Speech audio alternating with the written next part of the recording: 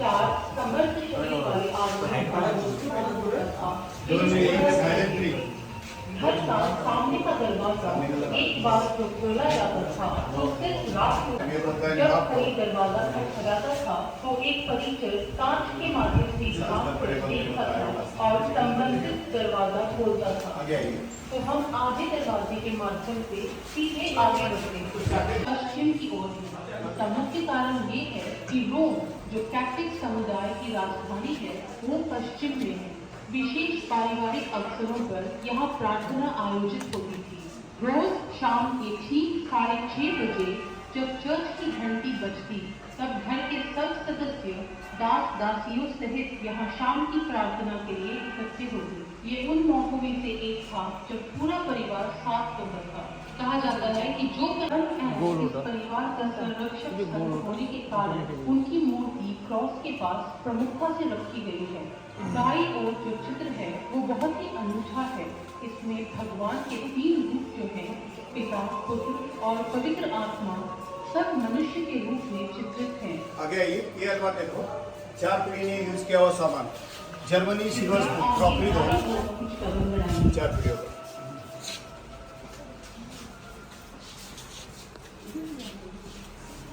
दीवार की बनी हुई जो अलमारी है उसमें विभिन्न डिजाइनर जर्मन चांदी के बर्तन और अन्य घरेलू इस्तेमाल की ये फादर का सामान, उस समय फादर कलर के कपड़े पहनते थे, आजकल व्हाइट पहनते हैं, हर संडे को आके प्रे करते हैं। उस समय सोना मरवाए हुए चैलेंज, कुछ मूर्तियां और अन्य सामान रखे गए हैं। पीछे देखिए जो मिलने के लायक थे 1977 second John Paul visit this house from Vatican रोम।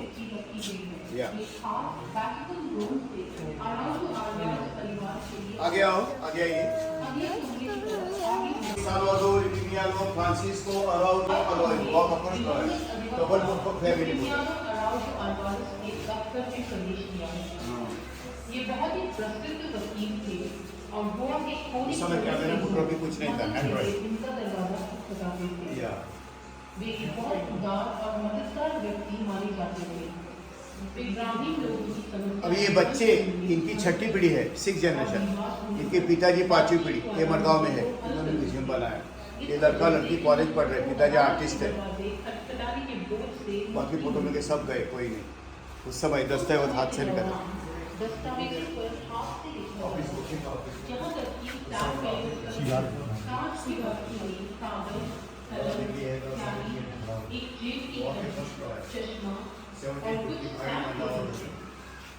ये चीजें पुर्तगाली ये सब अधिवक्ता यूफिमियानो अराउजो अल्वारेज द्वारा प्रयोग की गई वस्तुएं हैं। उनकी कानून की डिग्री भी प्रदर्शित की गई है। उनकी सेवाओं के लिए भुगतान कभी-कभी वस्तु के रूप में भी किया जाता है। नीचे की अलमारी में पुर्तगाली कानून की किताबें रखी गई हैं। पुर्तगाली विधि जो गोवा में प्रचलित है महिलाओं के अधिकारों की सुरक्षा करता है। ऊपर धूम्रपान का संग्रह रखा गया है। कृपया सोने के कमरे की तरफ बढ़ें।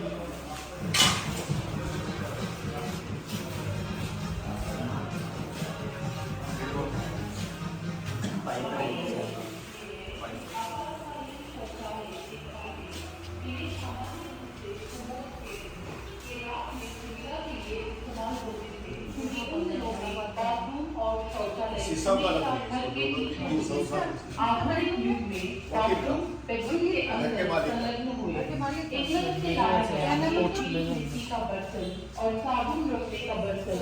उनका नाम advocate Salvador Italiano Francisco Araujo विस्तृत रूप से सजाया गया है। इस लंबी भुजाओं वाली आरामदायक कुर्सी पर बैठकर अधिवक्ता यूफिमियानो अल्वारेज रोम में 400 साल पुराना स्तर पर चीन से लाया गया था। यह बेहतरीन कारीगरी और अच्छी रेशम से बना बैंगल मार्गरीटा की मां लॉरा गोम्स वगैरह ने अब हम आगे बढ़ेंगे इस सोने की कमरे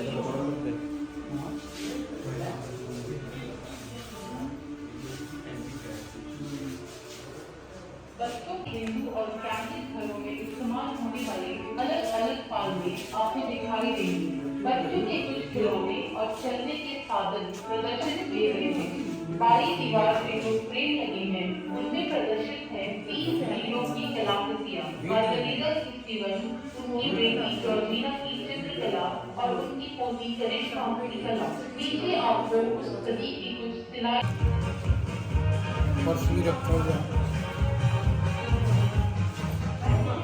इस गांव में लाइट 1971 में आया। पोर्तुगीज गए 1961 को, 10 साल के बाद।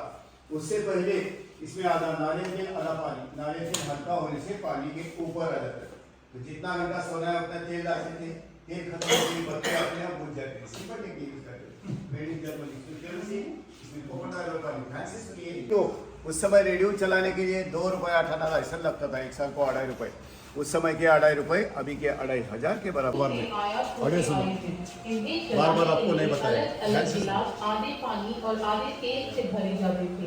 इसकी यंत्र कला बहुत ही सरल थी। तेल पानी के मुकाबले हल्का होने के कारण ऊपर आ जाता था, जिसे बत्ती डाल के जलाया जाता था। इस तरह की खिड़कियां जो आपको बाईं ओर दिखाई देंगी बहुत ही अनोखी हैं। लकड़ी से बनी खिड़की की फ्रेम पर जो छोटे छोटे सफेद प्लेट्स दिखाई गई हैं, वो सीप से बने हैं। ये सीप गोवा में भरमार मात्रा में पाए जाते थे। ये अपारदर्शी होने के साथ साथ रोशनी अंदर आने देते थे। इन दीवार में बनी अलमारियों पर नजर डालें। इनमें औषधीय वस्तुएं, शिशुओं की दूध चूसने की बोतल अथवा प्राचीन कॉफी पीसने की मशीन रखी गई है। अलमारी की दाईं ओर जो धातु का दरवाजा है उसे ध्यान से देखिए। ये दरवाजा मोटा और बहुत ही मजबूत है। अब एक बहुत ही रोचक कथा मौजूद है कि डाकुओं का एक बहुत ही खतरनाक गिरोह उस समय के दौरान मौजूद था, जिसे राणेज कहते थे। वो इतने निडर थे कि डकैतियां करने से पहले पत्र भेजकर मालिक से अनुरोध करते थे कि सब कीमती चीजें जैसे सोना, गहने वगैरह वो लाकर घर के आगे की सीटें, जिन्हें बालका कहते हैं, वहां रखे। राणेज घोड़े पर सवार होकर आते और सोना मिलने पर घरवालों को बिना नुकसान पहुंचाए लौट जाते। ज्यादातर लोग अपने गहने दे देते थे, लेकिन इस घर की खास बात थी यह सुरक्षित कमरा, जिसमें घरवाले सब नौकरों सहित छिप जाते। आमतौर पर इस स्थिति में पेशेवर बंदूकधारियों को भाड़े पर रखा जाता है। दीवार में जो छेदें थे उनमें बंदूक की नोक बिना किसी क्रम के डाली जाती थी और नीचे मौजूद रानियों पर विभिन्न दिशाओं से गोलियां बरसाई जाती। ऊपर दाईं ओर जो बड़ा छेद है उसे झांककर उसका जायजा लिया जाता है। इस प्रकार की घटनाएं ज्यादातर देखने को नहीं मिलती। उस समय का कानून बहुत ही तंग था और इस कारण से खिड़की लोहे के ग्रिल नहीं पाए जाते थे। वो जो बंदूक भी मेरे आगे बढ़ेंगे वो जो ऊपर है वो वाला एक शराब रखने का भी द्वार दिखाई देता है। यहाँ पर जो बैरल दिखाई दे रही है इनमें पुर्तगाली अपने देश से मदीना पहुंचे जाते थे। तो जानी पहचानी वाइन के नाम फोर्ट और वाइन बैरल में एक नल बिठाया जाता था जो चाबी से बंद होता था। इस तरह की वाइन दीवार की अलमारी में तरह-तरह की वाइन बॉटल्स हैं, जिसके नीचे मिट्टी के टाइल्स लगा के एक ठंडी जगह बनाई गई है। इसमें घर में बनी वाइन भंडार में रखी जाती थी। सोडा की बोतलें रखी हैं। स्थानीय लोग काजू की पेड़ में जड़ी बूटियां मिलाकर दूसरी का उत्पाद करते हैं। आमतौर पर इस मिश्रण का इस्तेमाल दवाओं के रूप में दर्द से छुटकारा पाने के लिए होता था। केरी का इस्तेमाल संगीत जुकाम और तेज दर्द में राहत पाने के लिए होता था। स्थानीय लोक कथाओं ने पुर्तगाली युग में अलग सांस्कृतिक मोड़ लिया और कार्निवाल अथवा क्रिसमस की प्रथा शुरू हो गई। अपनी पहचान छिपाने के लिए मखौटे पहनकर लोग रंगीन पोशाक पहनकर नाचते गाते घर घर जाके मजे करते। यह मखौटे सामान्य तौर पर हस्तनिर्मित कागज से या हल्की लकड़ी से बनाए जाते थे। इनका उपयोग स्थानीय नाटकों में भी होता था। कुछ नमूने यहाँ पर रखे गए हैं। दाईं ओर के दरवाजे से होकर अगले कमरे में प्रवेश करें, जिसमें आइकॉन चैपल बना है।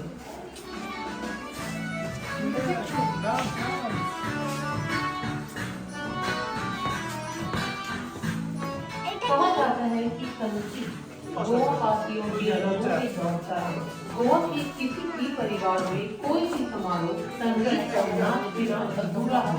गाय मुझते हुए आपको गोवा के संगीत बजाने के उत्कर्ष दिखाई देंगे, जैसे कि वायलिन, मांडलिन, घुमट, जो परिवार द्वारा उपयोग होते हैं।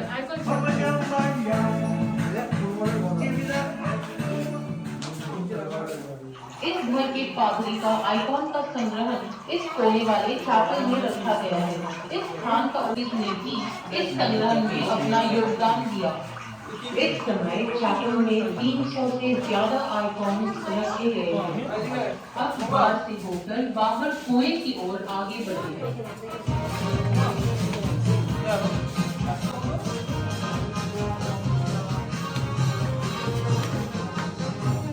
इस घर का निर्माण होने से काफी पहले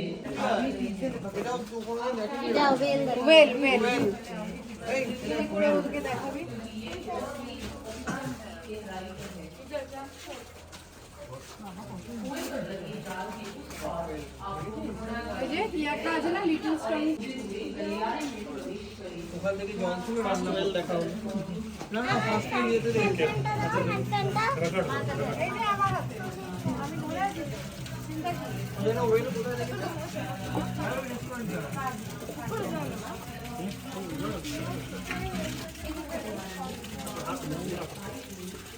দেখে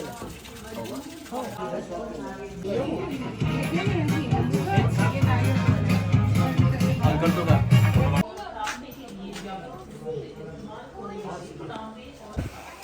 दरवाजे के पास आप एक बड़ा चीनी मिट्टी का जार पाएंगे।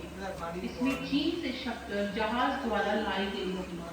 जार को पत्थर के आधार पर रखा गया है, जिसमें नाली बनी है। नाली में पानी भरा जाता था ताकि चीनियों को शक्कर से दूर रख सके। गलियारे के आखिर में एक नहाने का कमरा है। उन दिनों में भी महिलाओं का चित्र द्वार पर चित्रित किया जाता था ताकि पता चल सके कि यह महिलाओं का नहाने का कमरा है। दरवाजे के बाहर का चूल्हा नहाने का पानी गर्म करने के लिए था।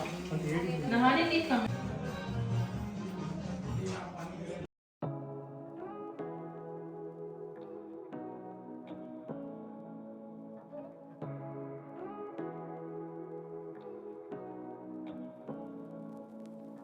Say what you wanna say to me now. I wanna wake up with you in the morning. खिड़की के पास 2 लकड़ी के पिंजरे लटक रहे हैं। इन्हें मिड सेफ कहते हैं। इनमें पका हुआ खाना धूल, मक्खियों और अन्य कीड़ों से बचाकर रखा जाता था। यदि आप खिड़की से झांकें तो आपको एक खुला आंगन दिखाई देगा। इसे इस खुली जगह पर मच्छी, सॉसेजेस, आम और बारिश के मौसम के प्रावधान के लिए नमक डालकर कल धूप में सुखाई जाती थी। सामने आपको एक पुतला दिखाई देगा। ये पुतला रोम में पाए जाने वाले वीनस ऑफ द है। आम के पेड़ के चारों ओर अष्टविनायक की लैटराइट की बनी प्रतिमाएं हैं। अब आगे के कमरे की तरफ बढ़े।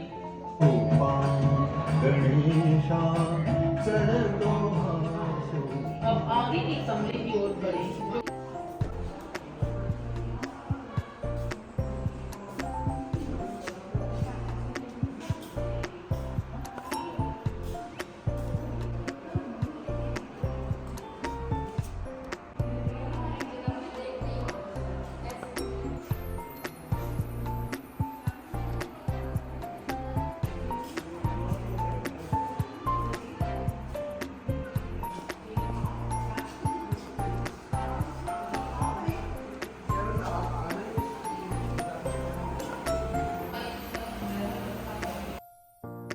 Goa offers you a glimpse of what Goa looked like and how life in his paradise on earth was a couple of decades ago. Behind you, by the side of the main entrance, is the fan of those times. A thick cloth tied to a pole was moved pulling the attached rope, thereby stirring the air to provide a cool environment to those seated below. Opposite that, you can see the palanquin, the mode of transport for the landlords. While the master and his mistress would seat in the palanquin, 4 able-bodied men employed as porters would lift it on their shoulders or heads and carry them. In front of you is a picture of Sant Mirabai carved out of a single laterite stone. Mahendra Alvarez, who conceptualized ancestral Goa, single-handedly sculpts this image by using traditional tools. His labor of love has been recognized as the longest sculpture on a single laterite rock in India.